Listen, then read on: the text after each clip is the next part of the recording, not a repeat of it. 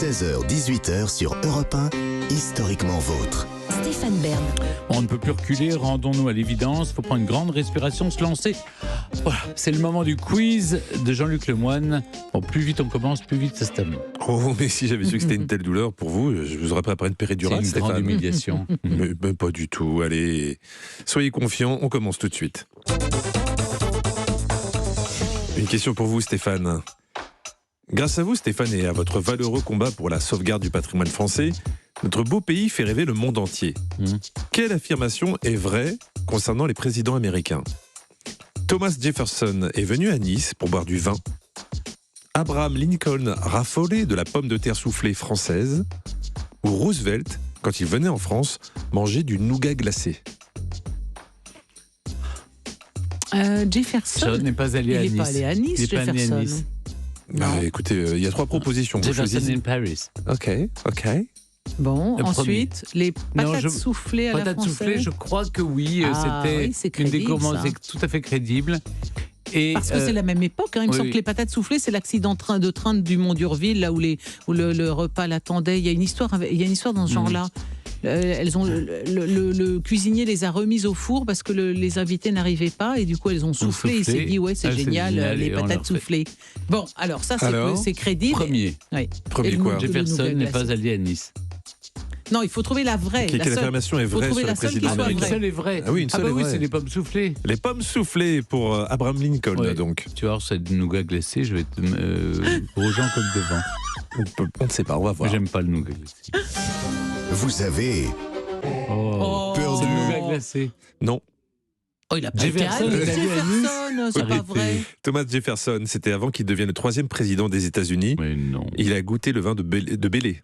Mais il n'a pas été à Nice. Thomas Mais non. Jefferson fut ambassadeur en Europe et jusqu'à sa mort, il l'a fait venir pour le consommer en vin de table. Oui, mais il n'a pas été T'es à à Nice.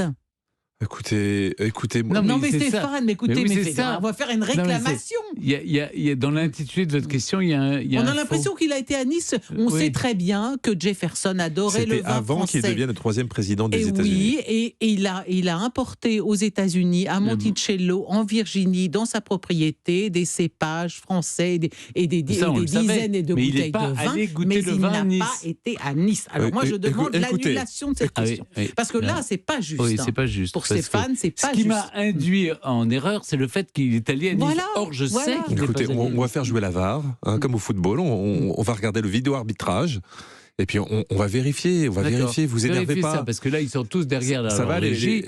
Et ils ont Et donc, tort. là, faut pas se fiche de nous Alors, non plus. Hein. il y a On eu nous fait pas avaler vérification. n'importe quoi. Il y a eu vérification. Il est allé à Nice. Alors, on fait moins les malins. Il Non. est allé à Nice. Moi, j'y crois pas du tout. Bah, je il est vais allé dire- à Nice. Ok, montre la photo.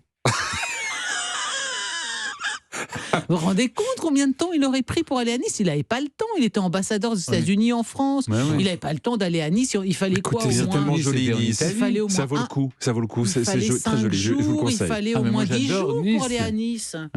Bon, Bon, allez. on va Vicky. vérifier tout ça. Mais Moi, ça y est, je- c'est vérifié. Bon, Ça enfin, je suffit m'en maintenant. fiche. De toute façon, c'est pas mon point.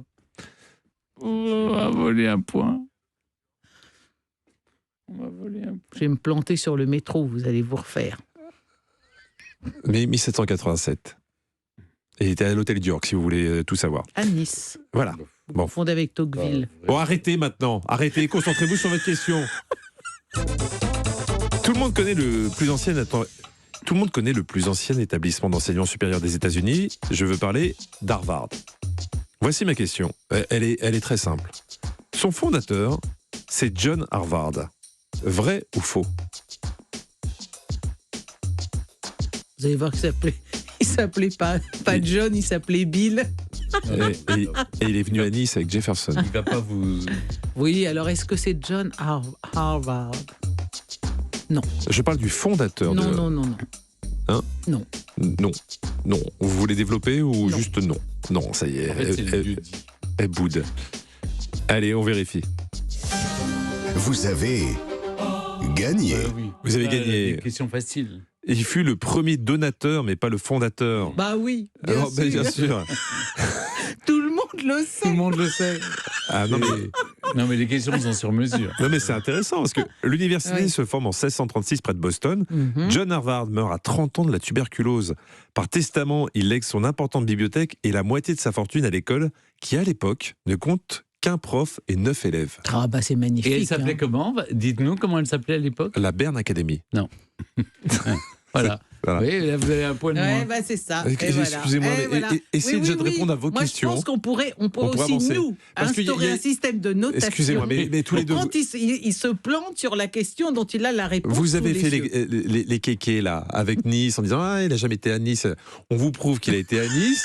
Vous pourriez au moins faire un mandat Non, honorable. mais moi, j'y crois pas. Je vais vérifier par vérifiez. moi-même. Et vous viendrez vous excuser au micro. Je viendrai m'excuser au micro. Ok. Et Stéphane aussi. Hein. Avec la On corde au s'excuse. cou, en robe de bure, on On viendra. s'excuse avec Ah Clémentine. bah, désolé. Stéphane, je rappelle que vous pouvez perdre sur cette question puisque vous avez 0 point et que Clémentine en a 1. Vous ne le savez peut-être pas, Stéphane, mais il existe à Paris un petit train souterrain que chacun peut emprunter qui s'appelle le métro. Si vous prenez la ligne 5, il y a la station Breguet-Sabin. C'est un monsieur qui Ouais. s'appelait Breguet et un autre Sabin. Mhm. Est-ce que c'était un seul monsieur qui s'appelait Breguet-Sabin? Elle est simple aussi cette question. Breguet, c'est les montres. Breguet, Breguet, non, c'est deux l'horloger. personnes. C'est l'horloger de la reine et Sabin, c'est autre chose. Je connais pas Monsieur Sabin, mais je connaissais Monsieur Breguet, qui était l'horloger de Marie-Antoinette. Eh ben, écoutez, on va pas faire durer le suspense alors, on écoute. Vous avez gagné.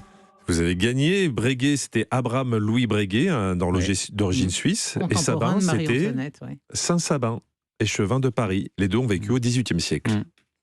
Une question pour Clémentine qui peut lui apporter la victoire aujourd'hui.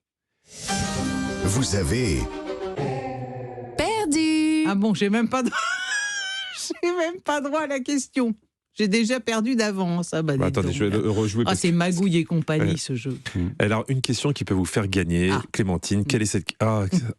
mais oui, Clémentine. vous avez Perdu. Oui, vous avez perdu puisque vous avez été beaucoup trop insolente pendant tout ce jeu.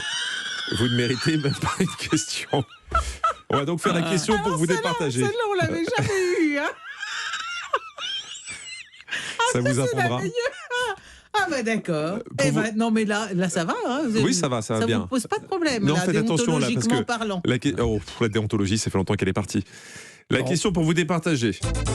1810. Dans le code pénal, au chapitre des crimes et délits contre les personnes, on trouve en son article 337 la peine d'emprisonnement prévue pour la femme adultère. Combien de mois de prison au maximum risquait-elle la femme adultère? 3 mois. 3 mois d'un côté. En tout cas, Léonie Biard a fait 2 mois. Oui, c'est la copine de, Je vous ai dit 3 de mois. Victor Hugo, là. Oui, Léonie Biard, elle a fait Oui. 2 mois. Mais ça, Mais ça peut être. elle est plus. sortie prématurément, c'était peut-être Je dirais 6 huit. mois. C'était Toi, 3 mois minimum. Hein. Moi, je dirais 8.